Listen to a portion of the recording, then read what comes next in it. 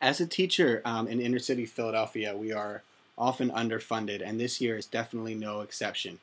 Um, so, being able to receive something for free, like an iPad, um, would be wonderful. And it's a shame just because that we don't have the money. Why should the students not be able to get something that a school district like Lower Merion would easily be able to get? It should be a level playing field. We use low tech things like PEX, which is a picture exchange program. Um, you'll have to carry around all these cards, and they're black and white, and it's effective, but it's not nearly as mobile, customizable, and up to date as electronic software. Um, and sometimes you could want something and you don't have a picture for it. With an iPad, there's so many more options.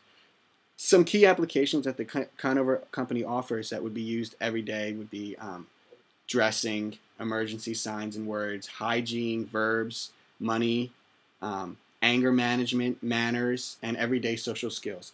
We come across something like if one of my students a pencil point breaks, um, instead of blowing up and becoming a complete meltdown, we could watch a social video on what to do when your pencil breaks. We can create a video we'll make a skit pretending his pencil breaks, what we should do to what's the correct way to react to pencil breaking. So if it happens in the future before the meltdown, I'll pull up the video and he'll see himself acting the appropriate way for what to do when a pencil breaks. Something as simple as this.